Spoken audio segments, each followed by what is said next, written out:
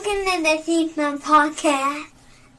Welcome to another Friday night. It's 8 o'clock, and thank you guys for watching. It's 8:30.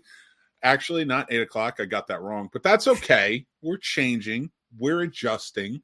We're making it work, and we're back again. I am Mick Manhattan, joined as always by my partners in crime, producer Paul, and the madman, Casey Plotz. Hello, darlings. How are you all? Great to see ya. How you guys doing?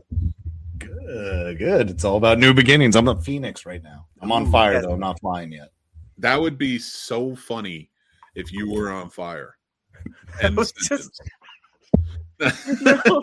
if we tune in and Paul's just don't do it? Paul's just a pile of ashes, just staring and being like, I mean, I guess Paul's gonna rise soon. We have to keep watching. It's like the eagle nest where you just like keep watching a pile of ashes. Like eventually it's gonna happen, guys. And don't forget to tune in Tuesday where we're gonna be staring at the Willoughbys. Like, oh, get up. You just hear a vacuum going and just sucks it up, and you're like, oh shit, that was Paul. Oh my God. Paul's been cremated. I don't know what to do. Paul cremated himself. Let's burn him again and see if he comes back out as a phoenix. More fire, always the answer. Just send us some dots. Maybe I'll set off some dots for you. You should. Just see me in the corner of the You room. better be a ghost. If you can become a ghost, I feel like that should be your choice. Mm-hmm. Yeah. I'd be a phantom because I love throwing shit, man. Yeah. That's how you know. Absolutely. Oh my God. Could you imagine, Casey, you're sitting there watching and your like remote goes across the room and you're just like, Paul, it's good to see you again. No, I wouldn't even do that. I would turn it into the old man screaming at his wife. Like, oh, what are you doing? Nothing. Because if you don't bring anything to me, I'm going to be way more upset. Like, it's not going to be funny. No. It's like, Can you throw me a sandwich? I know ghosts don't exist for the very reason that I know I've pissed a lot of people off and some of them have died.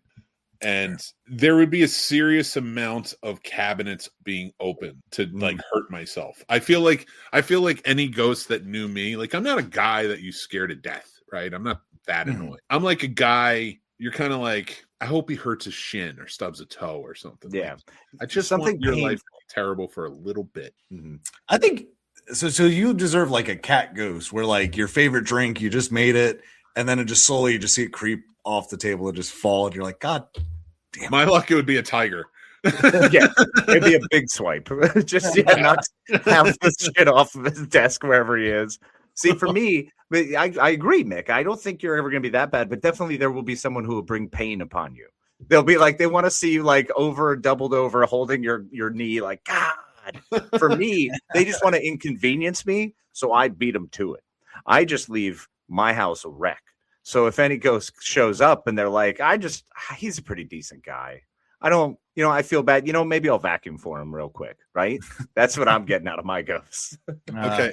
All Pity right. vacuums. So I have to ask. Oh wait, what you got? What are you going to do? Oh, I'd get the wind ghost because unfortunately, you guys, I do smoke cigarettes, so they just blow it out every time I try to light one. Just be like, ghost breath every time. They'd be like, motherfucker. What if ghosts took up the space they took up in life, but it's only inconveniences them? What do I mean by this? Like, you're a smoker, so like you're always talking with smoke coming out as a ghost, so you just got to smell the smoke and stuff like that for the rest of eternity. Me, could you imagine me being a ghost that can free travel anywhere, but I'm my size?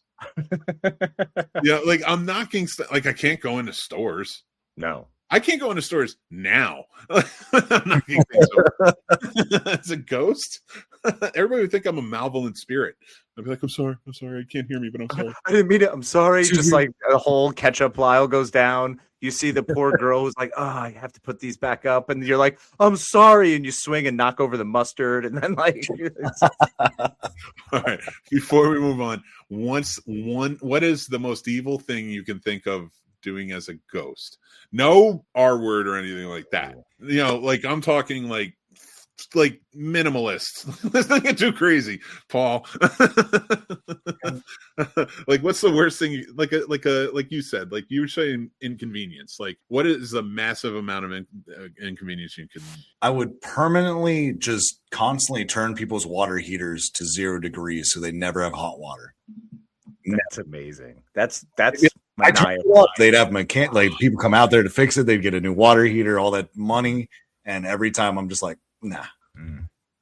Okay. No, I got to think mine out a little bit. I'm still spotting a little bit. I've got one because I know exactly what I would do. They would be a two-parter, so it's really not fair. But I would definitively start by unplugging people's refrigerators. Oh my God. Okay. All right. I got a two-parter too because I'd have to do something during the day and during the night. Okay. During the day, I would stay in toy stores. And whenever a kid wanders down a toy aisle by themselves, I would knock everything off of the shelves. Yes. Just terrify them. And then just like leave it alone. Leave it alone. Like, so the kid's just kind of like, I didn't do it.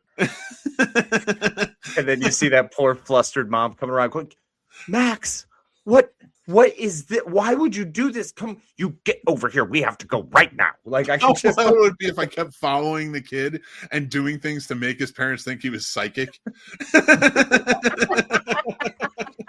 Then he gets on America's Got Talent. Then you just do nothing. Yeah, he doesn't show up. Mick's like, I had to bug this other kid. I'm sorry. Here's where you take it a little like, okay, then at night I'm following cheaters, and then as they go to cheat during sex, I'm putting my ghost finger up their butt. What if they just come faster, though? What if you're helping? That would just be, listen, they had a good night. I don't know what to tell you. Honestly, you know what I'm going to say? If you had a ghost finger show up your butt as you were just like mid-thrust, I'm not saying some wouldn't enjoy it. I know a lot of conservatives. I mean, a lot of... 1 out of 10 will have fun. That do. It's all right. If people were more open and clear with their sexuality and comfortable with themselves, they'd understand that a little finger in the bum ain't no thing. All right, fine. But it would be funny to do it to cheaters, all right? First knuckle. All right. 4 fingers. Not your hand. That would hurt. Okay. One of my fingers is enough. Yeah, I was going to say, that's my hand. That's how's that fair? See, you weren't thinking 4th dimensional. You didn't think about the fingers, D, you dumb bitch.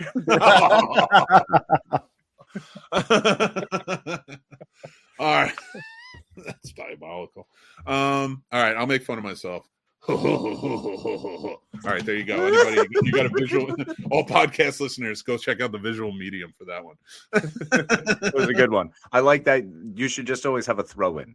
We'll just put in Easter eggs, and that way, just randomly do stuff. Like everyone has to have their own little weird thing, and each week we just throw one out there. So you have to see it. So Mick, bravo. Every time, like I say, like we should do this. I don't know if I want to do that. I pop that up and I'm like, I said so.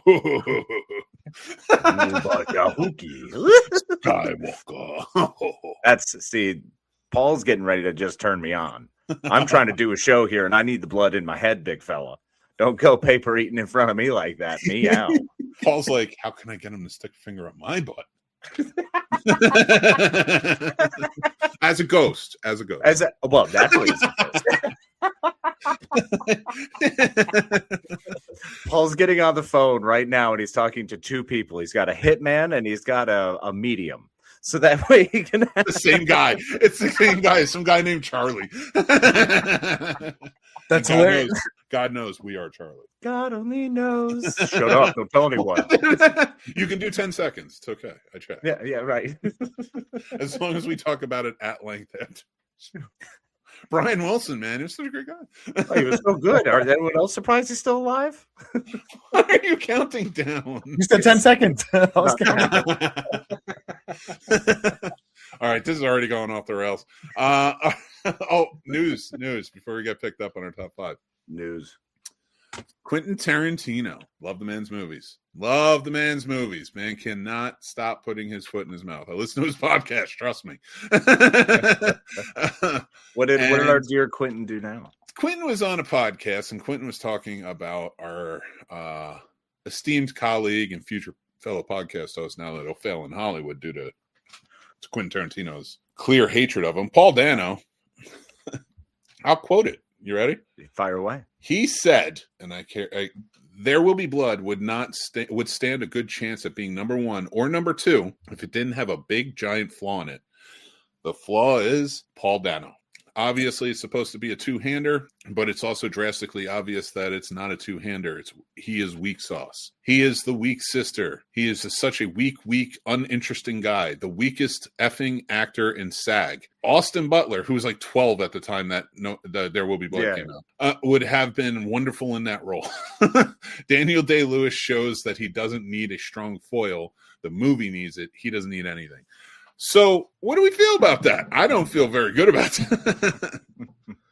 I feel very respectfully, Tarantino, because I don't know shit. So let me preference it with that. But that man absolutely knows cinematography. He knows movie. He knows that, but I don't think he understands actors. For once, I really feel that way because I couldn't feel any different. Like he called out some very phenomenal actors, especially Paul Dano.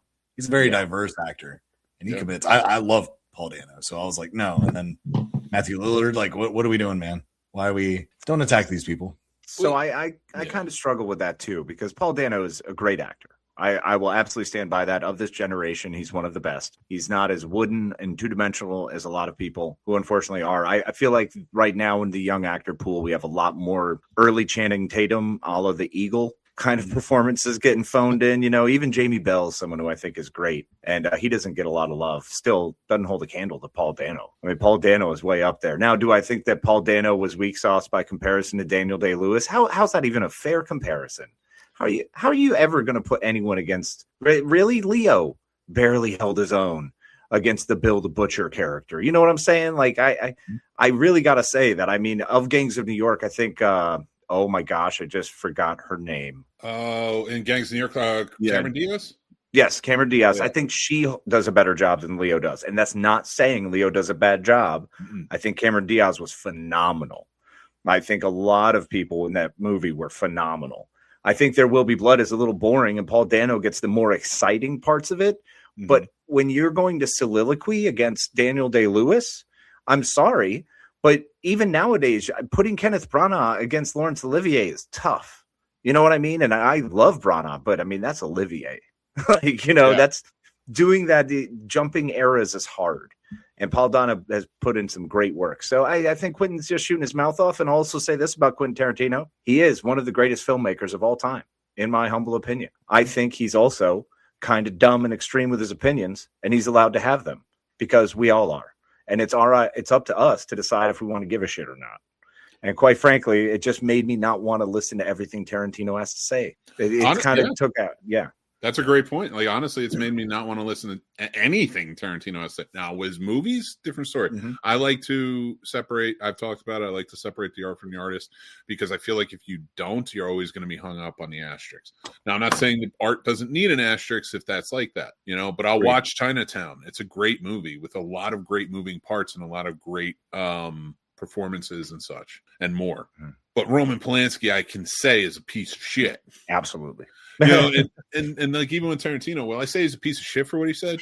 No, I'll say you are an asshole. Like you're a dick. Like I don't know that I'd want to work with you. And the fact that you've had some amazing actors in your movies. Don't get me wrong, but name one from any Tarantino movie. And maybe I'm wrong, but I can't think of one that is on an elite level like Daniel Day-Lewis. Christoph Waltz. I disagree. Christoph Waltz is up there, but like I think he had a star power for a little while, and he was in two very good movies this year, Dracula and Frankenstein, and he does other ones. And when he shows up, I'm happy to see him. He gives great performances. Yes. I would not say he's on the level of Daniel Day-Lewis. Leo and Django Unchained. And Leo is a slow progression, and he is not always hit. And I said, he's great in Gangs of New York, but he is just not – he gets outshone. That's all I mean by that. You know what I mean? Oh, I get it. And, I think Paul Dano's a better actor than Leo. Okay, I would put him side by side. I wouldn't say better, but I want to see more performances from Paul Dano. I think that's a shortfall on me. I just haven't seen as many as you have. Oh, yeah, of course. But I do want to point out to people watching. First of all, the girl next door. He was the best part. Yeah. Yes. Yeah. Clits. But Little Miss Sunshine, amazing. There Will Be Blood. I'm just naming some of the higher ones. Looper, Prisoners, 12 Years a Slave. Oh yeah, Swiss Army Man was good too. Mm-hmm. Okja was good. He was good as the Riddler in the Batman. I loved him in that. Yeah, I really enjoyed his performance there, and that's what again. So if you think about what you named early, that was early in his career. He was a good actor for early in his career. He's become much better. Oh yeah, but he was 23 when he did There Will Be Blood. Right, young. And like the fact that he's saying this about There Will Be Blood, and the kid was 23 years old acting against Daniel Day-Lewis, who was already in the industry for 30 years. Yeah, like that's I think where I get so annoyed, because it's like, what do you're saying a 12-year-old would have been good in that role? You know, like I think he was 12. He might have been younger. So, but like Austin Butler, but you know, I get what you're trying to say. Like if they made it today, but that's not what happened. And you got a 23-year-old, and every movie he seems to choose afterwards kind of seems like he's in things that have a little more prestige to him, or are done by friends with and filmmakers that have brought him back. You know, so I like that's a sign of a good actor and a good leader on set. Like your directors are going to want you to come back for more performances and stuff like that. Tarantino, you know that, but in later years, you've had tougher people come back to things. Which, real quick, I just want to say, like, it's very similar to that point of Paul Dano got better. It's also who you use and how you use them. So I don't think you can 100% put that on Dano's like performance. And he's proven time and again he's consistent and good. Versus someone like you, just because Tarantino keeps bringing back Michael Madsen, who can be good when he uses him his way. Because I've seen him in stuff like that isn't directed by Tarantino, and he's not the best. I love Species, but that that's really it. Fair. Now I will say this: juxtaposed to that, you have another actor who's been coming out and doing really good this last few years. And he's been in some big things. And I'm not going to say he's a slouch of an actor. He's a good actor. But Timothée Chalamet has been really coming with like this like energy of like an athlete. Like I'm coming and I'm the best and I'm bringing a full performance and I'm doing. And then I see things like this. And I'm glad a lot of people are defending Paul Dano. And I don't like to make sweeping statements or just immediately compare. But I'm going to say this. If you're going to come out with that LeBron energy, make sure that you're better than Kobe. And Dano to me is more of a Kobe than Timothée Chalamet. So what are you talking about? That's heavy. Paul, where are you at? I'm just thinking, I fell in love with Paul Dano in Love and Mercy, the Beach Boys movie.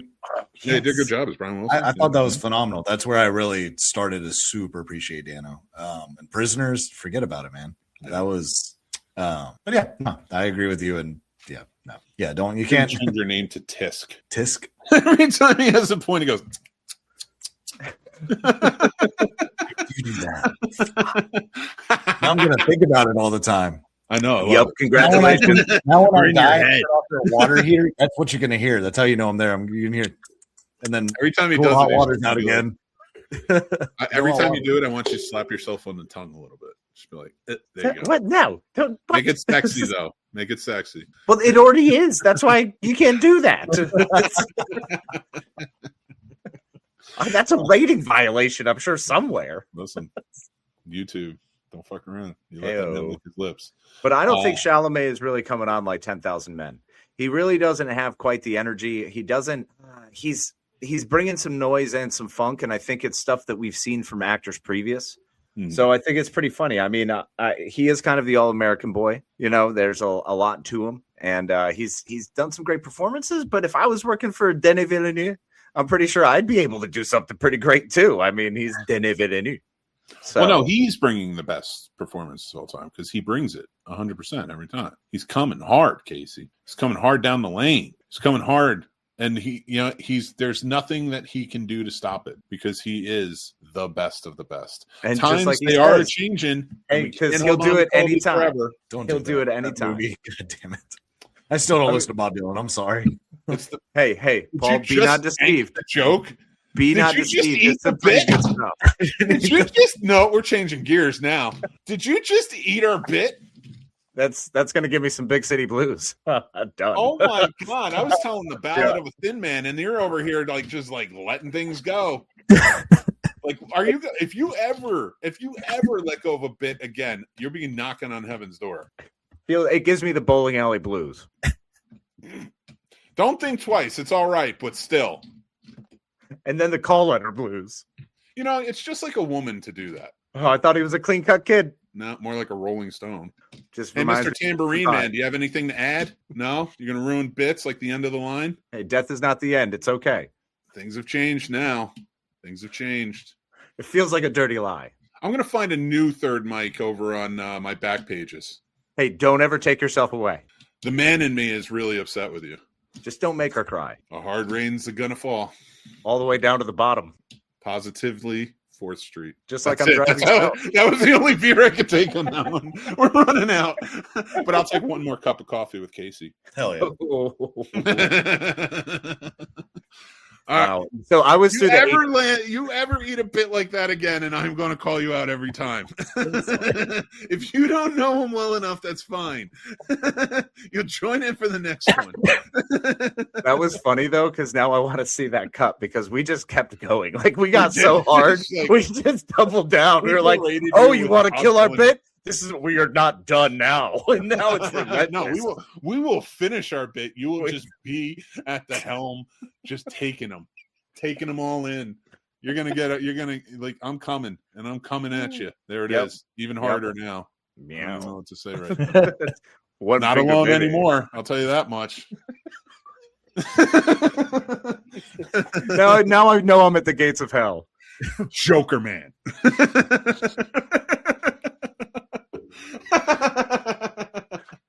All right. You can't ruin the bit and then leave. You both did. I'm still here. Casey stuck with it. I'll give him that. He was a real tweeter and the monkey man. Oh, that's it. That's all I got. I was going back to Rome. You talked about Segway Mike, so I kind of brought him back a little bit. It almost brought me the Greyhound Blues, but that's okay. I'm not doing it anymore. Oh, I guess I'm doing fine. Real hurricane.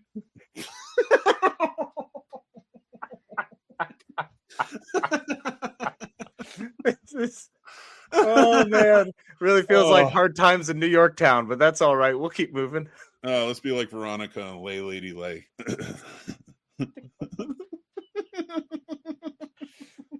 All right. Because it's ruined. It's so much better now. What's our number 5? Blowing in like the wind. Or blowing in the wind.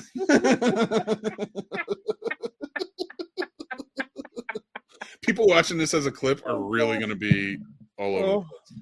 Oh, they're going to be howling at the wind. I'll tell you that. Time passes slowly here.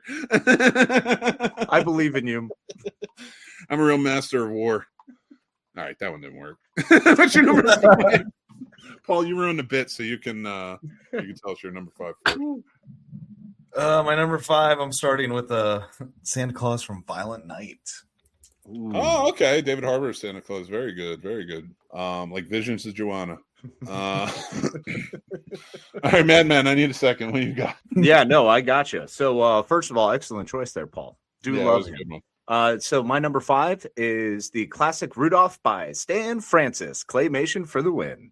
Very nice. Very nice. I like it. I like it a lot. I forgot where I put mine. Oh, Daily Notes. There's my list. Number 5 on my list is Tim Allen. Sweet. So we're going to have a lot of recycles. I'm excited about this. So let's not mention if someone else has theirs on the list. We'll just go straight through.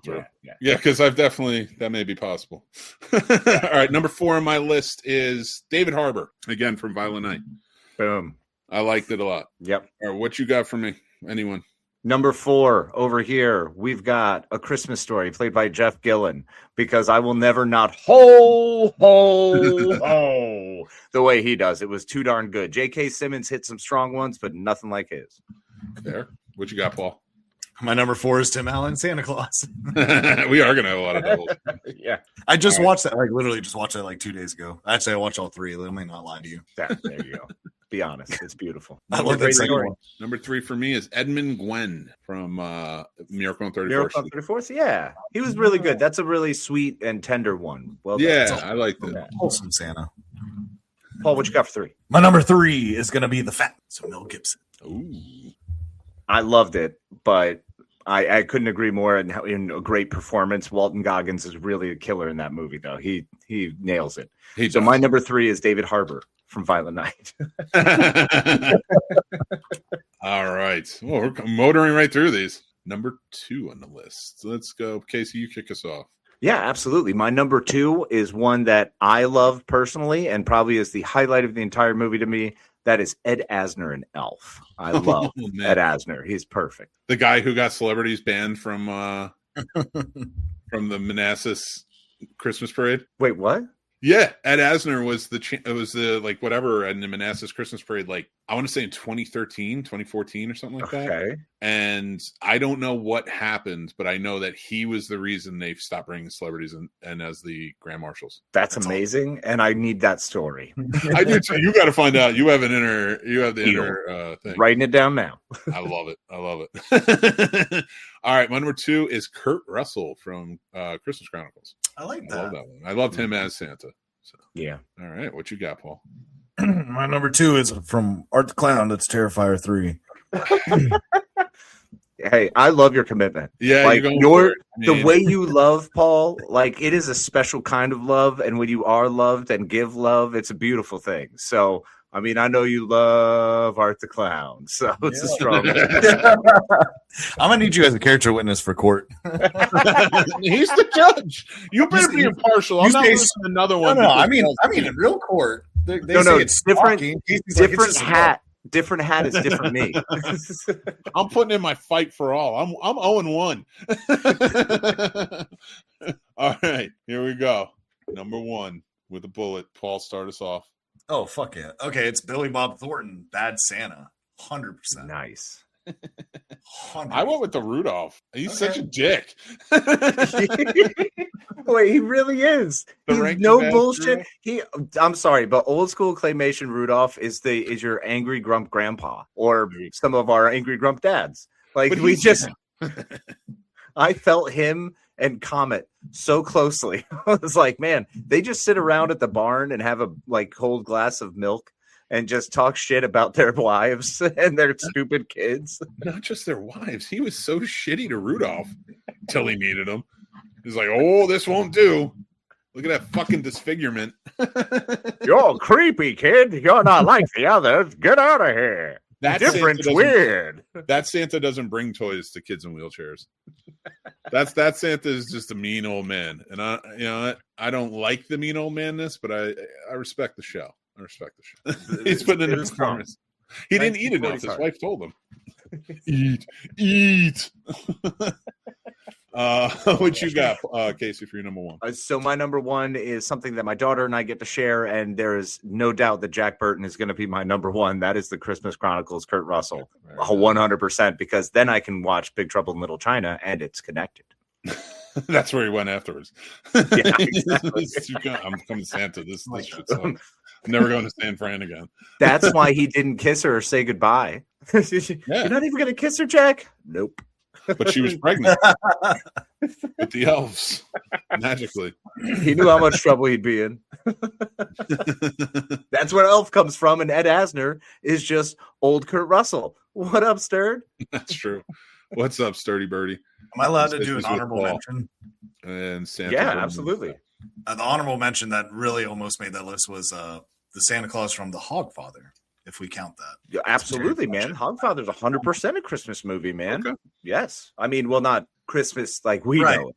Yeah. But That's why I was like, I'll just put it as an honorable mention, but I need to mention it because my follow-up for honorable mention is 100% Tim Allen, because he was the one I grew up with who really became Santa for me for a while there, along with Grumpy Rudolph and,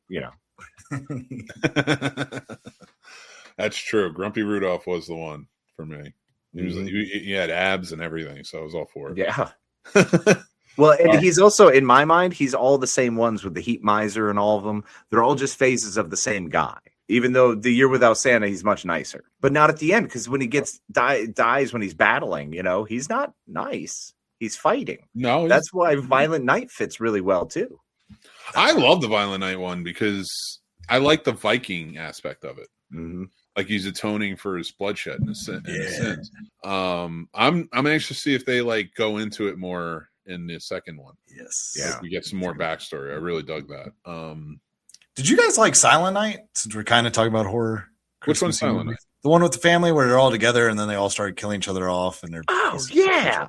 We're all trying to help. Was the end of the world or something? Yeah. Yeah. I saw that one. I liked it. I thought it was pretty good. It was fine. Manley, right? Mm-hmm. Yeah. I thought it was pretty good. Well, did you guys ever see Better Watch Out? Yeah, the Home Alone one with the yeah. I don't want to ruin it for anybody. How'd you guys feel about that one? I dug it. Yeah, I mean, yeah, Paul, I'm very much so like, because the first time I watched it when it was something and there was a cool twist, I won't give it away. That really was awesome. And I loved it the first time, like loved it. Upon rewatches, I'm like, this is just hanging out with a sociopath, and it makes me uncomfortable because sometimes those are my thoughts and I don't like to see that. That's no one else should think the way I think. It's terrifying. So I'm actually glad you brought that up. So that's our list, and we're going to move on to our main topic for this evening. We're going to each pick a Christmas movie to inject ourselves into. Now choose wisely, because it doesn't mean that you're the star. And we're going to ask you questions, and we're going to drill down. And if you pick something, you got to try and survive it, or you at least got to try and make it work. So before we get started, to kind of kick it off with the questions, we're going to have Paul. Yes. I want to see what movie you chose for your Christmas chaos. Choose your own adventure. Nobody heard you. We couldn't hear you. I'm sorry. There you go. Home Alone. Home Alone. Yes. Okay. So now Casey and I will ask you questions. Get in the hot seat. Let's do this. What do you see yourself? So we're going to get really political with this. I'm a legal guy that does cleanups for the McAllisters. So I help the whole neighborhood. I do all their cleanup, remove their trash, leaves, all types of shit. So I'm Paulie, the cleanup guy for that whole block. All right. Okay. All right. Cool. All right. Okay, so as the cleanup guy, yes. What's your general schedule like during this holiday season? Well, they don't typically like me being there when they're there. So I'm kind of like more of like a 9 to 4 type guy. But a lot of times I scope it out at night just to see how much trash they're leaving outside for me to throw away, or all the pizzas, shit like that. Yeah. How many days before Christmas do you take off? Oh, I don't get any days off, sir. Christmas is busiest time because they're throwing out presents, wrapping paper, things like that. There ain't no days But off. if they're not home, how are they doing that? Oh, well, I mean, most of them were home. Not all of them, though. Do you take liberties at the house? As much as I can outside. Sometimes I use their gas to refill my lawnmowers and things like that, but they don't know that because they don't do it themselves. Are you recognizable or unrecognizable to most of the families in the home? Oh, compared to them, yeah, no. They can pick me out real quick. We're in like a Midwest town. Like, what do you mean? like all the kids of the home. Like, if you're walking up, it's like, oh, it's Paul. He's here to take out the garbage or do whatever. Yeah, they probably be like, hey, ¿qué pasa ese? And I'd be like, no, it's Paulie. But good to see you guys. I don't know if these little white kids in the 90s were saying in new Spanish that well. And they're definitely not saying it that well. It's more like, hey, ¿qué pasa, ese? How you doing? Hey, ese. Como estes? It'd be more racist. Yeah. One of the kids is like, I just watched Blood In, Blood Out. Let's talk. Like, calm down. Oh, God. Calm down. All right. So if you were walking Does up, everyone's faces look like Edward James Olmos when they get older? Like, God, poor Edward. Poor Edward. All right. So I guess what I'm getting to is you handle the McAllisters account. Yes. What days are you visiting the McAllisters?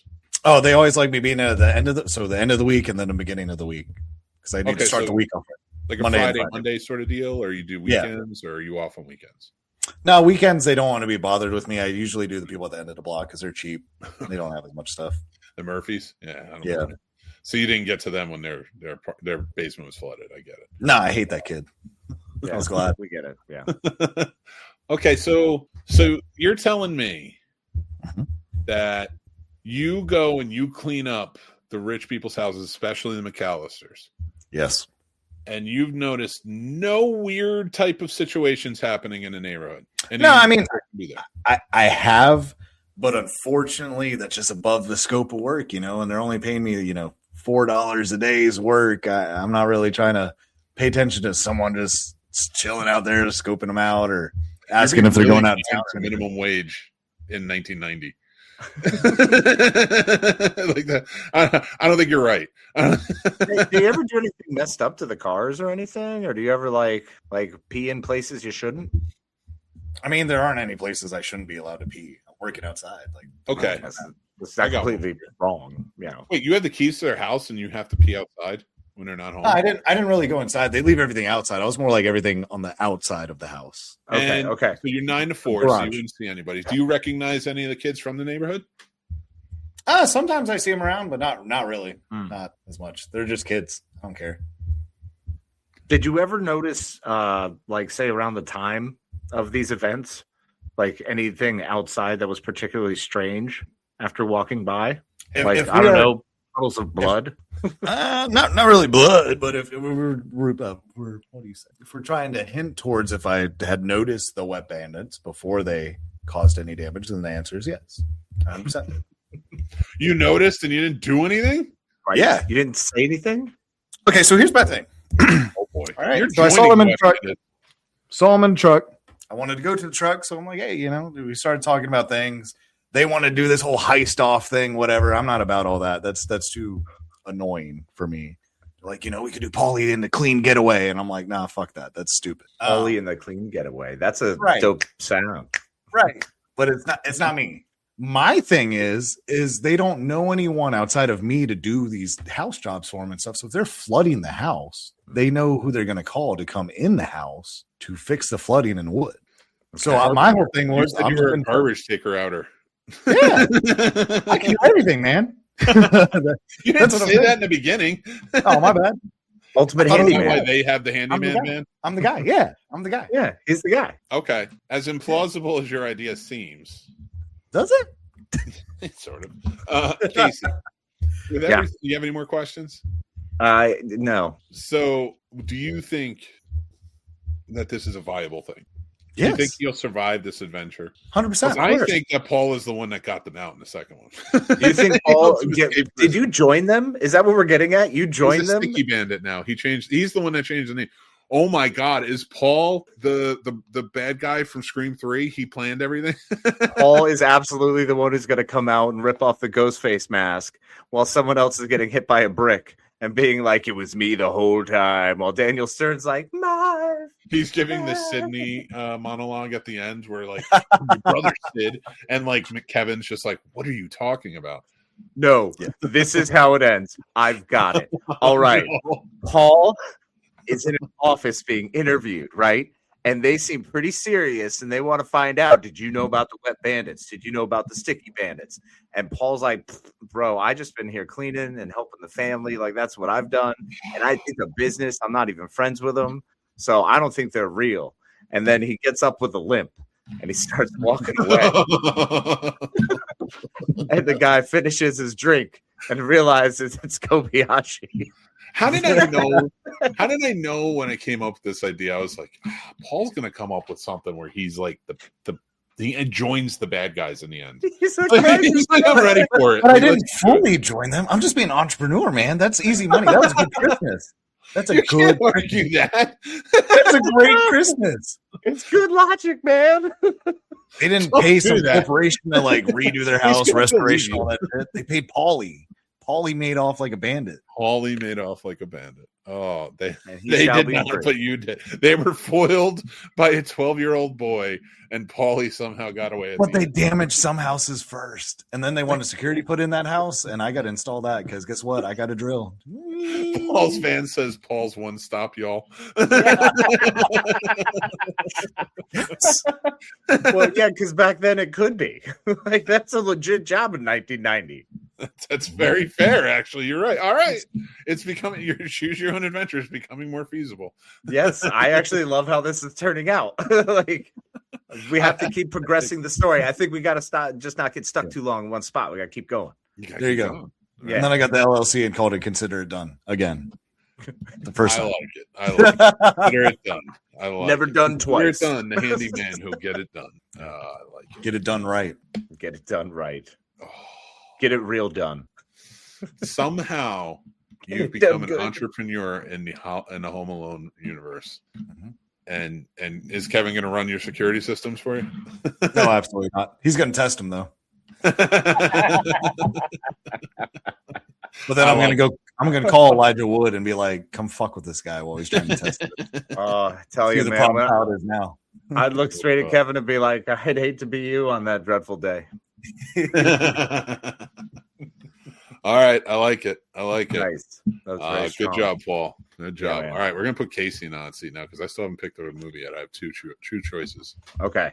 All right. So I wanted to do one. I think I'm going to stick with this one. Okay. All right. So bear with me because I just watched it last night and it's one of my all-time favorites, Reindeer Games. Oh, no. That's a terrible idea. You're going to die. Nay, my friend. Okay. There's a plan. All right. Who do So you see yourself as in this scenario? I see myself as one of the employees of the casino. But remember, you're you. There's Yeah. no qualities that you have outside of yours. Right. No, it's just me. What you got? Yeah. Okay. So working at the casino, right? I'm a dealer. Okay. Been working there. You're in the middle of Wisconsin or Milwaukee, wherever it is. It's somewhere in the Michigan. It's just in a terrible, scary place where things don't happen. So you notice this incredible woman like Charlize Theron walk in, right? What are you going to do? You're going to lock in on that, right? Yeah, that's what's going to happen. So my entire plan is just to hit on Charlize Theron every time she's around. Okay. Asking the obvious. My first question. You realize she's in on it, right? Well, yeah, but that's the whole point. You go with her as far as you can, but from a distance. So you're watching everything happen, right? And then when Ben Hoofleck whittles everybody down, you get to snake in right at the end, and console her for who she lost. I mean, you have to save her, but that means killing the other guy and then getting the money. That's a lot to unpack. That's a lot. That's a lot. You guys went a completely different way than I went, by the way. Really cool. You went with like Elf. We'll get there. So that was one of them. That was my little one of a bit.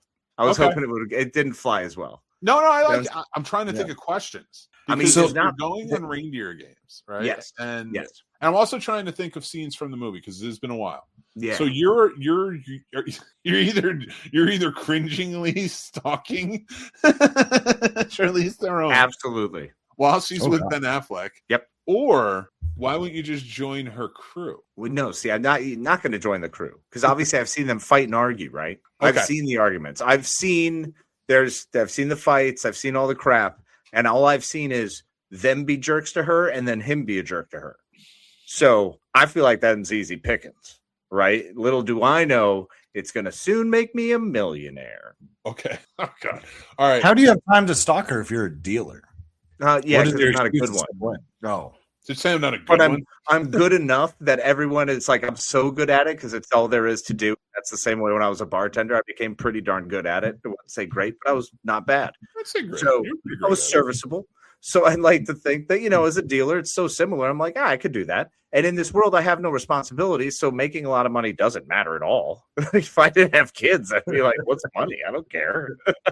I'll do some dumb job till I die. Awesome. Let's have fun and be stupid. So, yeah, that didn't happen. But that could have. And I could see myself in that world in Reindeer Games. Okay. All right. What about this? When do you There it is. Reset. When do you go up to her? At what point? During the So robbery? No. There's a lot of points during the time. I kept noticing this. She was away from them both for minutes because he didn't pay attention. So there's so many opportunities to be like laughing at the table, to get her engaged, to get rocking and rolling with it, get talking, smooth talking. I would just pick up every shift whenever they're sitting at a table or whoever she's supposed to be around like that. Okay. Yeah. Yeah. Okay. All right. So let's play this out. So she's now smitten with you. There's a 3-way tie between you, Gary Sinise, and Ben Affleck. And that's not me saying like you're not the best option because Affleck, because I do think you're still the best option. But you would have said the other way, be like, out of the 3, obviously you're not really an option, but for the sake of this argument, no, you're out of all 3 of them, you're the best option. It's Ben Affleck and a dude with metal legs. Yeah, honestly, and terrible hair. That long hair effect, man. Why did he keep doing the long hair thing? I feel like with that sweater, you can outdo them. You could be like, that's what I'm saying. Listen, I got a llama on my sweater. It's Christmas. That dude's got long hair. That dude, he slept with an underage girl in Mallrats. That's all I'm saying. Are you in an uncomfortable place? In an uncomfortable place. He screwed a girl in an uncomfortable place. I'm going to bring it to her like this. I'm going to be like, Charlize, hey, girl. Hey, I I see you crying. I see a lot of hurt going on. I'm out. Let's pause this real quick. Yeah. I want you to say this right now. I'm giving you direction. Sorry. Listen, this is Reindeer Games, circa 1999. I want you to look Charlene right in the face. And I want you, with an impassioned plea, with all of your might, tell her why she should give a guy like you a chance. And I want you to do it because I'm sending this to her. I believe you. It's your one chance. Straight down the pipe. Hey, girl, I see the way these guys are treating you. You deserve better, especially at this time of year. You shouldn't be dealing with so much drama. So come here and hang out with me and my no drama llama. Let's go grab a beer and tell me about it. Let's talk. You need someone to listen to you, and I'm here for you. And Scene. I want it pointed out to Charlize Theron if you do watch this. He was literally pointing to his llama. I know him well enough to know he was not creepily pointing to his dick. No, it is, in fact, a llama. The llama on my chesticle. That is right here. So, Charlize, you're probably one of the most beautiful women in the world. Not probably. Have you met my friend? That's me. Yeah. You guys have lots to talk about. So I believe it. I believe you. Paul, you're married. You get away from me and Charlie. I didn't. My fingers got messed up. I was like, got real jealous real fast. I hope she doesn't like polar bears. Then you're both screwed. Hey-o, watch out for our growler friend out here. Oh God, look at that guy with all the hair. Look how sexy he is. Meow. Purr. Well, I guess I'm in the hot seat, so I'll go first. Yes. Well, just ask her if you want my love, man. Just right here. Bring it on. There it is. There's the love. Save There money you on get her all the life. love right there. In fact, I think he's planning on taking you to an exclusive island restaurant to eat. And it's all good. He's not gonna. You're not gonna die or anything. Don't worry. That's weird. If you see Ralph Fiennes, jump in the water. Oh, man. hey, Paulie the handyman also does security, so Oh God. I'll come with you. Don't tonight. move in on his girl. You chose yours. I'll come in. I'll Just be a as long bodyguard as for I'm in Casey. this world. Just as long as I'm in this world, you don't mess with me, There you go. Mr. Paul. No, I'm saying I got your back. That's all I'm saying. Oh, good. Good. I love you too, man. Yeah. Virtual hug. Okay. Here's mine. Now I'm in the seat. It's All a right. Wonderful Life. Why would you do this to yourself? Because I have Nick a plan. Manhattan. You guys got plans. I have a plan. Well, my plan was pure reckless chaos, but that's how I like to live my life. So That's very fair. And that is reckless chaos. Yeah. Casey's just the dude with the beer waiting for Charlize Theron to have a minute while the fucking guns are blazing at the, the casino. He's like, I'll get to it. absolutely. Oh, dude, I'd be hanging out because I would You know need where that to person. hide. Once again, I've been there long enough. I'm damn good at it. I know the terrain. Mick, you know this. When I was a bartender at my place, I knew my area. That's Like true. I knew my building. So I would have a pretty good hang of it. So yeah, No arguments here. man, I'm saying I can make that work. Plus, I think the bigger question is how in the world did I wind up in freaking Milwaukee? Like, that's the weirder Great- one. Great Paul, life how choice. did you get into Illinois? What is this? Poor life choices. You know how many handymen are in Miami? Get the fuck out of here. 90s? Come on. Yeah, you know what? That is legitimate. You're not wrong. That's why I picked It's a Wonderful Life. I feel like a real giant like me could run that town. Wait, so okay, here's my question to start. Are Okay. you are you an angel? I'm just gonna No. I'm not an angel. Right. I'm just me. I'm a real guy. Okay. All right. Living in All right. Bedford Falls. Okay. In Bedford Falls, you are just a dude. I'm just How do you know Mr. Bailey? No, but I feel like I feel like everybody knows everybody, and here's my way in. Now, mind you, I picked this movie while you were talking. Oh yeah, no, I get it. I already have a plan. Look, I was gonna go with Prancer, but I switched. Hey guys, anyone want venison? How you can't pull off Prancer because they're in the middle of nowhere, so it's very uncomfortable. That to me was the more stalkery one than freaking Reindeer Games. I feel like you just want to hang out with Sam Elliott. Yes, that's all I want to do is just have a beer and hang out while he bitches about this deer.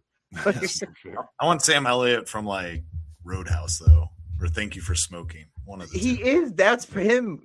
The same age in Prancer and Roadhouse. He's kind of been the same guy forever. Right, until he got super old. He aged through the gray in his mustache, man. Pay attention to how many freaking grays he gets and then shaves it off. That's the new era. Yep. Yeah. And then it comes back in black. And you're just like, oh, we're starting to cycle over again. Here we go. Thank God. Maybe we get another 70 years of Sam Elliott. Please keep him alive. Somebody's got to teach us how to be cowboys. Right? And have beef because it's what's for Taylor Sheridan's a young guy. He's going to need a lot of, he's going to need, more shows to glaze over oil tycoons and rich cowboys. Here's one they need to bring back that I would be totally 100% okay with. I want Shadow Riders. I want Sam Elliott and nobody wants Shadow Riders. Now ask me questions. What do you do for work? That's a good question. I'm going to work at the Bailey Building alone. No, actually, I got a better idea. First off, I'm going to need a place to stay. Ma Bailey's boarding house. Okay. That's how I'm going to befriend George. Okay. Then I'm going to get a job at Bailey's Building and Loan for his father going in young. Okay.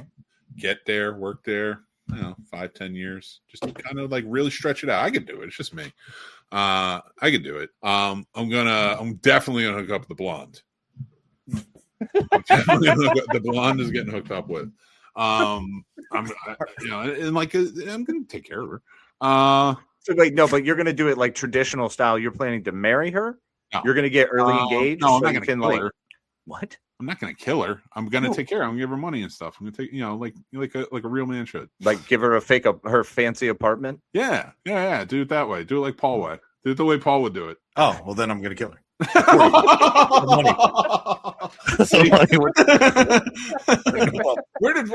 Where's her name in it? Violet.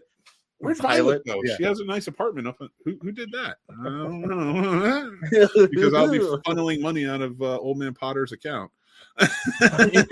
Wait, are you going to go Dexter in the town? No, that's killing. I'm not killing anybody. Boo. I'm going to trump the town. Oh, God. I'm going to come in conning everyone. I'm going to come in and just take over. I'm going to get Old Man Potter to funnel my endeavors until he's broke and destitute. And then I wheel him off the cliff. Okay. Doable. I like that. Clarence comes down and I finally get my battle with the angels. Yes, sweet glorious victory. Not God. No, I just got a bone to pick with the angels. I just got some words to have with this Gabriel guy. It's a real problem. Listen. Me and Michael, we got to talk. You got a flaming sword. That's not what I'm here for. You got a flaming sword. I got to use Bonnie Blue Dildo. Oh, no.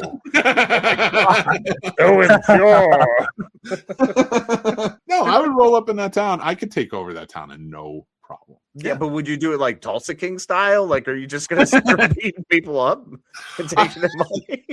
You got to get people on your side first. First, you got to get in George's head. Okay. George has the people. Okay. Well, technically, I guess I'd be a Bannon.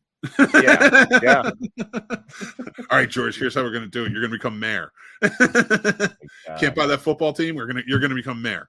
I'm going to help you get there. That Potter, heard he likes kids. Oh my God. He goes out to a special island every year. Dude. See what's going to happen though. It's really going to mess you up when he's like, yeah, so do I. We're in a club. And it's like, then Dexter. And it's a different problem. You're not going to fuck with any kids. Like then you go Dexter. And there's no fingerprints back then. And what, Ernie the cop is going to catch me? Okay, good luck. Calm down. Well, that's the reason there were such issues with population. No one wants to admit it, but the murder rate was incredibly high. When he's running through and at the end, they all just committed suicide on the bridge. Oh God, Christmas is so depressing in Bedford Falls. Oh my God. I also pick up roadkill. Just so you know. I'm bringing Paul with me. Yeah, seriously. Paul's going to have to be the cleaner in both of our scenarios. I'll be like, Paul, look, I've got this really cool truck. I just need you to clean it out for me, all right? Let's spruce it up, do the work. What if My cousin Rico just came over to Bordeaux. I'll give it to him. All right. If I could go back in time as a high schooler and then go into the movie, then what you do is you no, you go back as a kid, right? Okay. No, what am I going to do here? What am I going to do? You're going sci-fi on it now. You go back as a kid, and when the little brother falls into the thing, you're like, that sucks. And then, but then you push George in too. And then I take the identity of George. I'm like, hee-haw, let's fucking do this. Let's go. I'm a Bailey now. And then you go back to the Baileys, and like, because you could easily convince women that you were their kids back then, I assume. Or, obviously, no problem. That's why adoption was up in the 90s. Thanks, Mom. I'm going to take over. I'm going to take over as George Bailey. Inherit the building and loan. Okay. Now he's at odds. So when Clarence comes in, Mhm. I'm like, I'm going to even try and fake like I'm sad and stand at the bridge. So Clarence comes in and saves me. And when he falls in the water, I let it go. Let it linger a little long because he'll come out himself. He's going to get cold. He's an angel. He comes out. He dries off because I'm not an idiot. I'm not jumping in the water. He comes out. Then I convince him the war on the angels. Turn with me, Clarence. And together, our power can take over the universe. Brilliant. Galaxy, the universe. Agreed. And Paul will be picking up all the dead space debris off the road. Hell yeah. I'm about that. That's space shit. I can sell that to Russia, especially in the 90s. Yeah. Listen, that's my story, and I'm sticking to it. I like it. In the 90s, that was the 40s. Same thing. I guess Very different. Very different. There's some more technology differences between the times. Just a few. Yeah, but the racism was still there. We went to the moon between then and like a few things happened. Okay, but the argument against that though, we went to the moon on less technology than we've had built in the last 15 years. Well, yeah, because it costs less money to get that far along, and it costs less to launch. That's why now with the SpaceX stuff, we're able to launch more. But if you knew what we know now, would you go back to the moon? Go to the moon back then? Yeah, I go to the moon now. Yeah, always go to the moon. Shoot the moon. Would you really go to the moon? Would I? I'd rather go to Mars, but yeah, I'll go to the moon. 1,000,000%. But I mean, yeah, the moon. I'd still love to go to the moon. Set up for the first Lunar 1 base. You know how easy the logistics are going to be? That's going to be a way smoother operation than Mars, where it's like I'm going to go fart around and not be in contact for 8 years. Whoops. Like, well, would you like if you had a choice? Like if they were putting teams together and they're like, listen, go both of you answer this question. Ooh.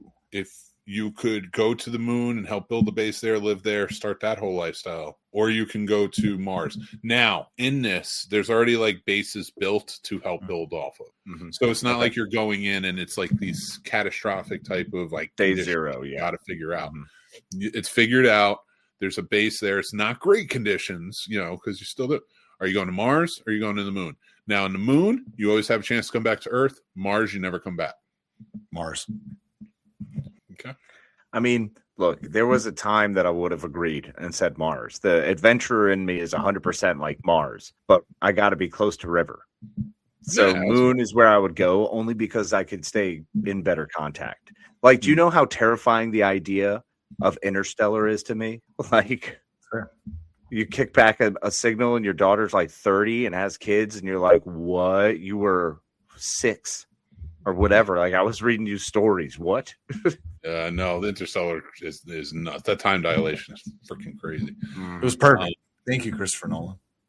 Yeah, it's true. It was pretty perfect. It was good. It's hard to argue with that one. Yeah. I mean, there's no Dark Knight. I guess it was better. I don't know. I will tell you this though, Paul. I don't know why you'd go to Mars. I mean, do you really want to become a mutant who works in the mines? They're gonna need. They got car washes on Mars at some point. I could totally just be out there. Bro, absolutely. Look, someone's gonna have to do the handyman work around the outside. So you're the handyman on Mars. Clean up guy out there. Cosmic don't worry about the astronauts and professionals. Nah, man. We're at like wave 400 at this point, so it's cool. Like, they start bringing us up. It's like that show Space Force when they send the janitors to the yes. They just collect the trash, burn the poop.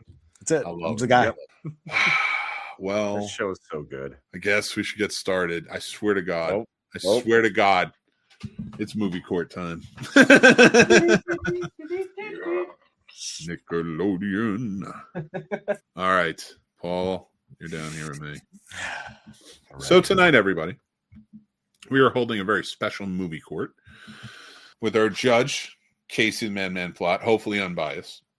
Hello, certainly I am here only for the Lord to hear both sides, an impartial rule, and I make no decision of my own until I have heard the entirety of what you both have to state.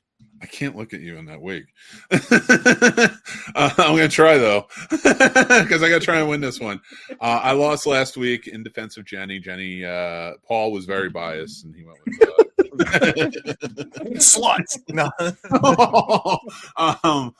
So now Paul has asserted that Die Hard is not a Christmas movie, and I maintain that it is a Christmas movie. So tonight we will be doing movie court to argue. We're also starting a new trend where we call it Movie Tribunal, where we're all the judges and we judge on new things going out in the world. Damn. So, well, you are the prosecutor, and this is your proclamation. So take it away, sir. You have opening statements first. Thank you, ladies and gentlemen. My name is Paul. I'll be telling you why it is incorrect. I'm sure he's going to tell you all types of reasons why it's a Christmas movie, but I think the problem is that a lot of people confuse a Christmas setting with Christmas spirit, and there clearly is a difference. And in our next arguments, we will be going over that, and I will be pointing out why it doesn't hold the Christmas spirit as much as a Christmas setting. So if anything, it's a Christmas-adjacent movie. That's all I'm going to say for my opening. Very well. If you are complete, Mr. Manhattan, if you would please open the defense's argument. Paul, thank you for that opening statement. I appreciate your kind words on the fact that it is a Christmas movie, even though you didn't mean for that to come off that way. Ladies and gentlemen of the court, Your Honor, Paul, people of the comment world, I need your help today. I need your help to prove a point. Christmas has been under attack for quite many years. I would say it's under attack from people who are not Christian, but that's not true. I'd say it's under attack from, God himself. That's not true. It's his son's birthday. He loves it. It's his favorite day. It's actually in January, but we'll get there. And now I'm tisking. Never going to win a case when I tisk. But you know what? This is kind of a slam dunk case. Why? Because you'd have to be an astronomical moron to say that Die Hard, one of the greatest. Objection. He can't know I'm a moron. I can. Opening arguments, please. I heard you choose to be roadkill operator in Mars. All right, I've heard. There's enough. There's enough evidence to go with this. The court can substantiate. You may keep the record. Yes. Eat it, Paul. All right. What makes a Christmas movie? That is the honest question. Is it family? Is it the presents? Is it miracles? Is it change? Is it a Christmas location? Or does it convey the themes that Christmas are constantly trying to convey? Like love, loyalty, friendship, caring for others, keeping them safe in this cold time of year, running away from Snape in a high tower. New clothes for Christmas, like a nice new sweatshirt with some funny writing on it. That's always a good gift to get during Christmas from your friends. Dressing up, Christmas parties, babies. Why are babies a part of Christmas? They are. Johnson & Johnson, always present for Christmas. No relation. I say that it is empirical, all the evidence that proves without a shadow of a doubt that Die Hard is not just a Christmas movie. I argue that it is the Christmas movie. This man saves his wife, his estranged wife, from an evil Christmas-loving man. That's right. The villain loves Christmas in this. He's going for his own present, which is greedy. Greed, another big part of Christmas. See what I'm doing here? 80s, Reagan, 6-7. I rest my case. With that completely illogical and nonsensical finale, I would like to move on to the second part of please show your evidence. Absolutely. I would love to show my evidence. All right. So first not like the other evidence where it would be illegal. Like, let's not do that kind of evidence. All right. Okay, I'll put my hands down. Then I won't grab anything I shouldn't. Thank you. So number one, Christmas isn't the point of the story. The plot is a cop stopping terrorists, not about Christmas itself. If you're like, it's just not. The core story still works. Number two, it doesn't teach a traditional Christmas lesson. There's no goodwill. There's no peace. Nothing good. Just bare feet on glass and a lot of explosions. It's an action movie first. Explosions, guns, one-liners. Hans Gruber falling from a building is not a Hallmark vibe. So where's the Christmas spirit in that? The holiday is more of a backdrop for why everyone's in the building at the time. So there you go. All right. I'm coming in hot. Very well. Well, hold on. Cross-examination. Yes, you may begin. Christmas is a backdrop. Christmas is the whole reason they're there. What do Christmas movies truly have? Christmas movies have Christmas music, have a Christmas setting.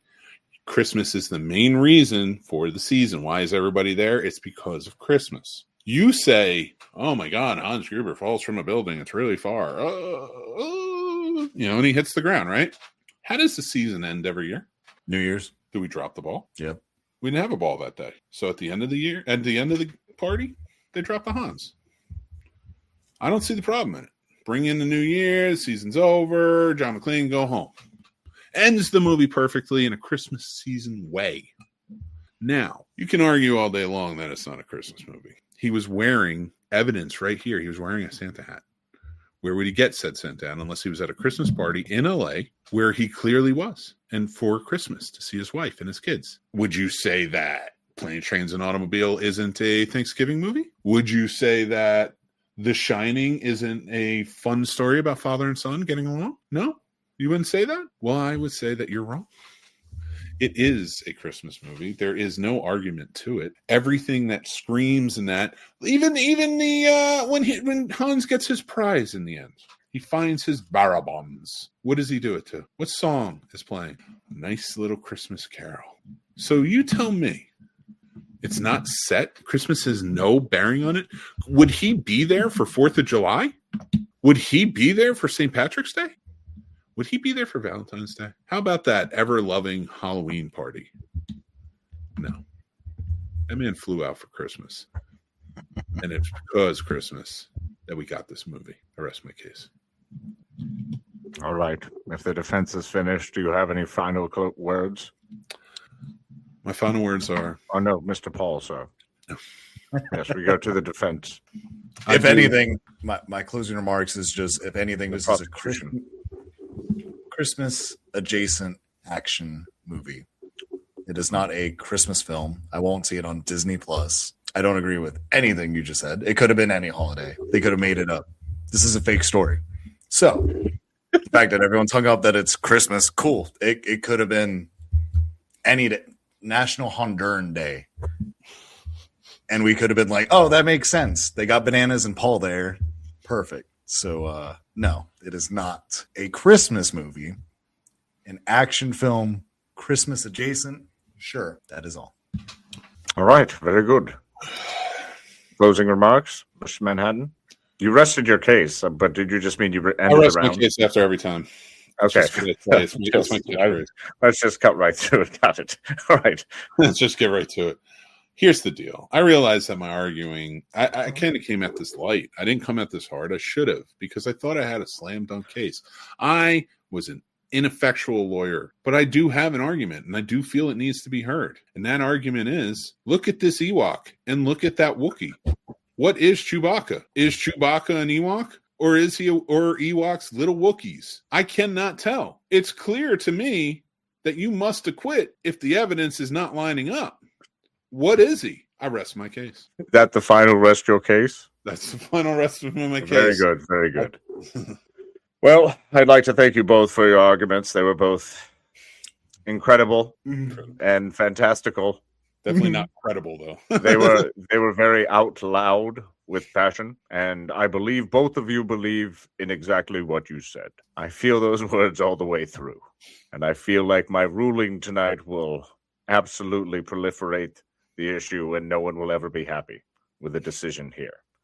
But I like to believe that my decision is as impartial as it can be, and I side very much so that the spirit of Christmas lives heartily in seeing Hans Gruber thrown off the top of Nakatomi Plaza to indeed ring out the year and prepare us for the new year as we've all survived the dark place in winter. And nothing gives us more hope to think we'll see the light than many, many explosions. So we thank you for your excellent work, Mr. Manhattan, and Mr. Producer Paul. It's unfortunate you did not have a leg to stand on, because I will always believe in Die Hard. But it was a good battle. I liked it. You almost had me once. After court arguments, we're real close, dude. After court arguments. Hey, everybody. Thank you. I just want to thank the court for coming out here and defending Die Hard and all of its rights. I just truly appreciate it, and thank you to the news for making this a very relevant story today. And we did finally defeat that fucker Paul, and we're so glad that he's What are you wearing? Now I'm like Dumbledore. That guy sucked. Dude, I'll have that movie court one day. Did Dumbledore suck? That's actually a good one. Like, was it how he was pretty mean, man. He used that kid. Oh my God! Let's just set up the danger now. Voldemort's not quite here yet, but let's make him come. Let's bring it on. Hell yeah! Hell yeah! Let's get it done. It's like getting Leech Bear's disease. Paul gets tired of his Mars job. just jumps into like Paul will be back to living the blues. All right, I want to make you guys bigger again, so let me get through this. It's time for mixed movie picks. We have two choices this week for 2007 and 2004. One given to us by our awesome Patreon member Bronson Wright Wolf. I thank you. And to these choices today, he chose The Polar Express, which is part of our classic film review. Will be out Friday. You get some in-depth look at the making of the film.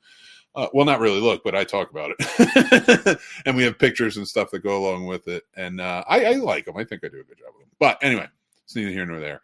Polar Express is a really fun movie. It's one of my son's favorites, so I'm looking forward to really watching it with him and having a good time. I enjoy it. I think that Robert Zemeckis did such a fantastic job. Again, I go into my review and such. You can go check that out. I went with Fred Claus because it's an endearing little one. I don't think it's great or anything. It doesn't smash records, but it is fun. And I asked the question, does it suck? And you might be surprised to hear my answer. But those are our two movies this week. Go check them out. And thank you, Bronson, for choosing Polar Express and choosing all of our movies for Classic Film Review. So thank you so much. Now it's time for Film Definitions with Mick. All right. Paul, is there anything you want to know? You've been in film school for a little while. Ooh, what do I want to learn? Oh, what do I learn more of? Oh, I hate you. You would put me on spot like that. No, I would. I don't know. Something with starting with the C for Christmas. All right, C. I'm in the D's. Yeah, I am.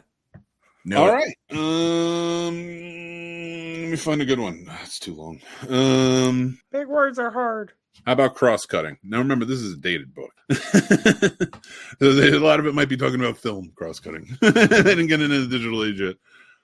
Cutting between two or more independent actions to show their relationship to one another. Frequently, such actions are happening at the same time, and their interplay builds suspense, an effect achieved as early as The Porter's The Great Train Robbery from 1903, which was actually the first feature film, too. Or creates an ironic counterpoint, a technique used with great power toward the end of Francis Ford Coppola's The Godfather in 1971. That's when he's sitting there and he sees his family and kind of superimposes, cuts into each other. Now you can do it digitally; it's very easy. But back in the day, it was quite the process. Anyway, and then it explains when the camera moves back and forth between the acts of the violence plotted by the anti-hero and the baptism of his godson, and then cuts into the end. Such cutting can also take place between actions of different times to show their relationship. For example, when Coppola's The Godfather Part 2 continuously cuts between scenes in the early life of the father and the present life of the son. That is great. The way they kind of juxtapose that is fantastic. The term parallel cutting or parallel editing is used synonymously.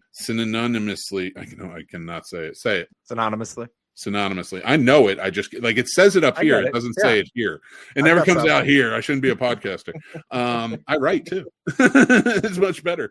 My mouth part don't always work good. Don't worry, I'm with you. The words don't want to come out right. It's like because I say Mario and it's actually Mario, and I can't say it right the right way. Because you knew Jazzy. Parallel is used synonymously, but sometimes is relegated to actions at different times, while cross-cutting is then limited to actions occurring simultaneously. I'll send you some ideas of what it looks like too, so you can kind of get an idea for it. But yeah, that is Film Definitions with Mick. It's the end of our show, and I won with the Chewbacca defense. Yeah, well, the Chewbacca defense was undefeatable. I knew it. I was dying, and I'm like, Casey, I know believes this is I lived with Casey, and during the month of December, that man wore his ho ho ho. I have a machine gun. Now I have a machine gun ho ho ho sweatshirt that he made. Yeah, like John McClane, not this bullshit you buy off of that. I had a Hanes gray sweatshirt, and you bet your bottom dollar I had my lady friend at the time drew it out for me, and I still have that sucker. It's amazing. It's my favorite. Yeah. So I knew where you were at this, but I felt like I was bombing so hard. There's only one tactic I could use. You weren't bombing. Your intro was a little weak, but you kind of brought it back in the center part when you came in hot because you made all your points. But in the opening, you kind of took a minute to get there. You took a nice long stroll, just wording it through. It was pretty. It was pretty. My problem is I am really good at arguing. Yes. I don't start. Yeah, fair. If I start, I'm coming at you I'm not coming at you for an argument if I have to start. And Paul, I'm going to say that I completely see that perspective too. Mm-hmm. I think it's a glass half full, glass half empty kind of thing where I don't disagree with anyone who believes with what they believe because that means you believe it, man. And I love that because you take something, as long as you still agree that it's a great movie, we can be friends. You know, it's not like you're a heathen who would dare besmirch the word of Die Hard and call it something worse than the amazing movie it is. Either you love it as an action movie, a Christmas movie, however you interpret it, take it. It's great. It's a heist movie. There's a lot going on with it. It's the greatest action movie ever. Brilliant. It's by far one of the best. I would argue that it's the greatest action movie of all time. That's fair. See, I don't even know. Like, I just don't know personally. I'm kind of curious now. I've never done it. And I'm not saying that. I'm not saying Die Hard is my favorite action movie of all time. Right. It is, but I'm not saying that. Look, I'm going to insinuate things, but no one's using the words that I love this movie. I happen to love a thing that looks like this movie, and it's named this movie, so I love it. But that's not the thing. I'm not saying Bruce Willis didn't grow up in New Jersey. That's all I'm saying. That's all I'm saying. Oh, I didn't know that. Yeah. Him, Tom Cruise, Jack Nicholson, Danny DeVito. I knew DeVito. That's it. Pesci too, right? Or Pesci's from Newark, yeah. Oh, dude, my kids will because it's spelled Newark, but you say Newark. Like it sounds like Nork. I don't. I always said Newark. Yeah, nobody likes that. Nobody likes when it's what Connecticutians come down and start fucking with our words. And I bet you anybody from actual Newark is like, nah, dude, you're an idiot.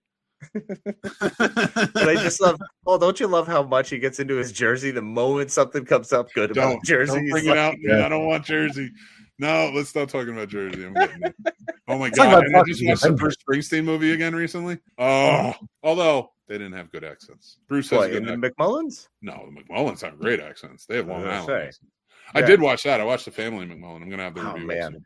I can't wait to watch it. Yeah, I saw it was on there, and I was like, "Wait, they did what?" So I'm pretty stoked. I love Ed Burns. So if you watch the original and you really like it, and which I know you do, we've talked about it. You're really gonna like The Family McMullen because it's a better version of that, but it still has all of the shit in it. It's just Ed Burns became a better director since. That's what I'm hoping for because the first one was like on rewatch. I was like, "Oh, it's a little hard." It's kind of like rewatching Reality Bites. It's a little hard to rewatch those, you know. It's almost easier to go back and rewatch stuff from the 60s and 70s than some of those early 90s movies. You want to know what's wild about that movie, especially because I watched Brothers McMullen and I watched Family McMullen back to back. And Connie Britton, who I love, Oh yeah, I love Connie Britton and everything she's in, but I loved her in Friday Night Lights. Right? She had that Texas accent, but in the Brothers McMullen, she has a Long Island accent, and it fucks me up because I'm listening to him like, you don't sound like Connie Britton. You're not my Connie Britton. What'd you do with Connie? Where's Connie? Get Connie back here. What's this actor's thing? What do you mean? Where's my girl? Dude, I used to watch. See, the thing about the Brothers McMullen, I'll talk about it more in my review, but I did not of the Brothers McMullen, but the family McMullen. That turned me on Ed Burns. I was like, I like Ed Burns. I think he's a really talented guy. I saw the talent in the Brothers McMullen. It is poor man's Woody Allen. Yeah. Oh, agreed. Yeah. But in a way that's like for me. Well, he does it also in a way where his communication style, he really interacts well with his audience. Yes. I feel like he shoots it well. He tries to speak well. He makes you feel intelligent, a la like David Mann. He doesn't try to speak well. Get out of here. Ed Burns is I love what he does. I'm sorry. I love it. But it's fast talking. I should say not speaking well. I mean, he speaks like David Mamet or American Buffalo. It's just fast. You mean. It's back and forth. It's very quick. It's quick. Oh, 100%. Fast speaking, and I love that. Oh, and I will tell you with him, I think he has the greatest New York accent out of any actor. I agree. So legit. Yeah. Yeah. Like there are guys who are on cop shows trying to sound like Ed Burns every day. That's true. And it's like, how is Ed Burns not cast as every police chief in New York? Dude, Ed Burns and Donnie Wahlberg need to be the police officers and everything for the next 10 years. We're going to get some great stuff. Did it right with what's his name? Fucking Wahlberg. Yeah.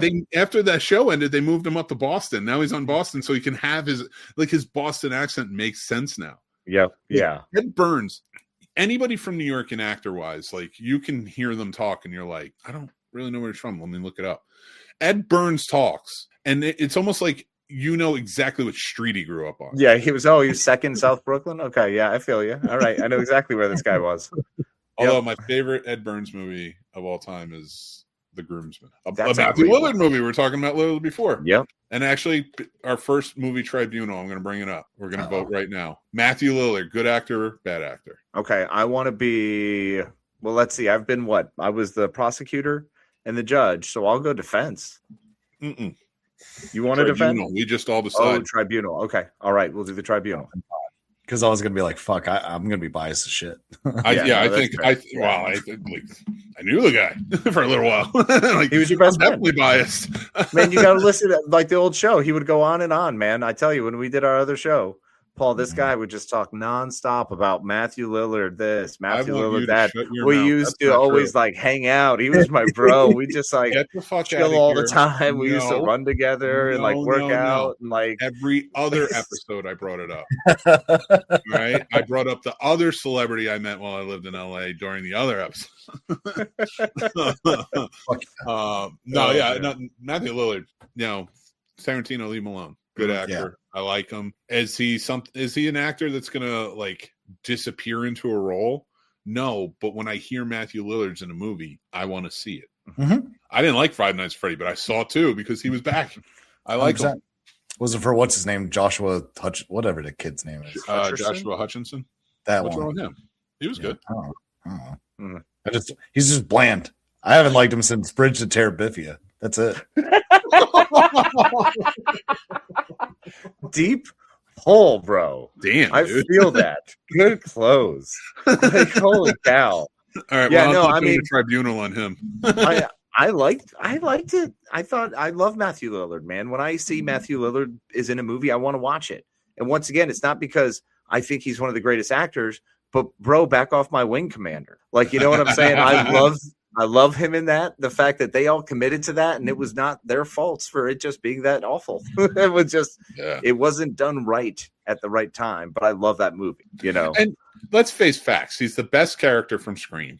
100%. And he was improvising most of those lines. That takes talent and skill. Yeah. And he was a young guy back then.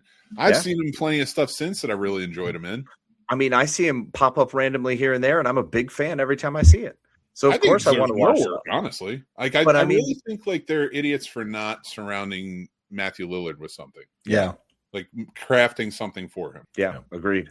I would love to see him get longer runs on things because I feel like he brings a lot of good character work. I'm always excited to see because it's a little different. It's something new. It's not always, oh, there's Matt Lillard again doing the same crap. You know, it's like he's always bringing something different. Yeah. They always bring up Scream and Shaggy. They never bring up SLC Punk or anything like that. SLC Punk, bro. Yes. I love that. Yeah. You're Good movie. quit being a poser, man. Yeah. He did such a good job in it too. Mm-hmm.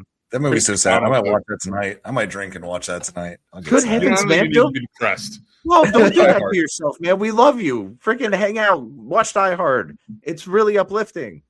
It is. But it's Christmas time. Yeah, man. So wait. Let's back up the fucking truck here for a second. You just said you're gonna watch SLC Punk. Yes.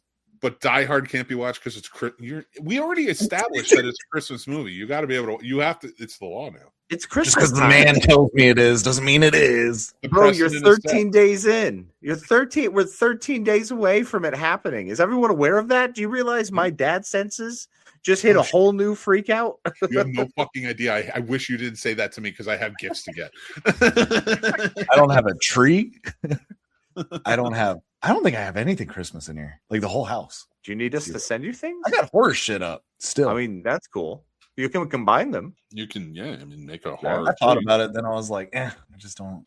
I feel like you got to try. You got to try, man. I'll go. I know. All out. Sometimes. Let's do it all. No. I'm going to do it. This is my promise to you guys is next year on this episode for next year, I will do a walkthrough of the house and I'm going to go all out for Christmas. It's going to be disgusting.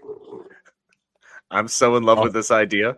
I'm going to do it. It's my commitment to you guys. I want Christmas cards from Paul. By the way, no Mick Manhattan Christmas cards this year because you just told me there's 13 days left and I haven't gotten anything done. But guys, that's important information to have. Like it's the 25th. You're right. I'm still in October. Thank God for Amazon. Oh my God. Like you said that and I'm like, I was like getting ready for Halloween at one point. I feel like I just became either a Christmas saint or like a Krampus like character who's like, beware the llama. He'll warn you of 13 days away from Christmas. Like what You're a more like a strange Hans thing. Gruber. You just come in hot and it just like takes the wind out of our sails. Grandizer, what's up? And yes, it is a Christmas movie. That's all I'm saying. Don't do it like that. No. It is a Christmas. Yeah, we decided it's movie court. You won. You lost. Jenny sucks, and this is a Christmas movie. If I lost, you got to take the loss. Fair. I mean, both are true. I have to truly believe that Jenny sucks now. Like, I can't go back on it. No. So now I got to tell everyone it's a Christmas movie. It's Okay. the law. How we do. I don't know what's going to happen with mine. Heaven knows what you guys are going to have to pin me with. We'll find something. There's more. There's more coming. Oh, yeah. Johnny wanted us to do one. It was Killmonger, right? Which I still think is a good one. We'll That do could that be in the new year. I interesting, want to do that. Maybe for Black History Month. I think that'd be great. Yeah. That's a good one to have. All right. Well, gentlemen, Excuse me. you have anything you guys want to say before we get going? Oh, yeah, I do. Oh, boy. And I need you to take me seriously, guys. You have a membership at a car wash. Hold on. And you drive- I want you big. I want you to be big for this. And if you pull up and you know it's 20 degrees outside, you know it's cold. Don't pull up and be like, haha, it's amazing you're out here. It's kind of cold, isn't it? Don't fucking say that to me when I've been outside for 10 hours just so you could get a fucking car wash. Don't be a dick. Be like, I'm sorry you're out here. Thanks for being out here. Something different. Don't try to be cute. It's annoying. Keep watching. Keep listening. Keep loving the magic of movies. And Die Hard is a Christmas movie, so make sure to add that to your list for this month.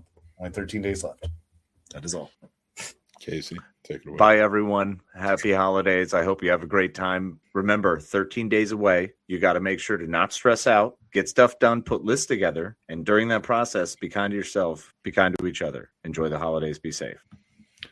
I will just say before I get us all back to the same size, if you go to a car wash in North Carolina and you see that man, you'd better say everything he told you to say. And that's my message. But my more messages are my more messages are that please subscribe to the Scene Snobs. We truly appreciate you. We're trying to have a good time here, talk about movies, preserve movies, so that way you guys know what to watch. It's out there more than just the same fluff that's all being talked about. We come at it with new reviews, old reviews, the podcast here where we talk about everything. We really get into it. We're geeks and we love doing it. Check out the Betting Bros. We're telling you NFL who to bet on each week, and they're fantastic. Those guys kill it every fucking week that they do it. And I love having them here. Thank you, Shake. Thank you, Math. Everybody else that's involved, go check out our buddy Sturdy over at Sturdovision, who I will be on with tomorrow. We are reviewing on Popcorn and Pints the third Christmas movie of Harold and Kumar, and Friday After Next, which is a Christmas movie. Oh, okay. Nice. So we'll be doing those, and you can check those out. My reviews for Hamnet, which, Casey, amazing movie. Check it out. Amazing Shakespeare movie. Okay. Yeah, it's about Anne Hathaway. It's not about one of his plays. Oh. Yeah, it's about the death of their son. Yeah. And wow. It's Chloe Zhao knocks it out of the park. Home run. I'm down. One of my favorites of the year. But we'll talk more about that. I'm going to be doing a full review on that. Five Nights at Freddy. All of them. Everything that just came out. I got it all. I'll be doing Ellen McRae too, and the other stuff coming out this weekend. Thank you guys so much for hanging out with us. Having a good time. Make sure you check out all of our stuff, like classic film review, like we talked about those, mixed movie picks, and Does It Suck? And but until next time, like I said, please subscribe, take care of yourselves because that's important. Be kind, rewind, and we will all talk to you soon.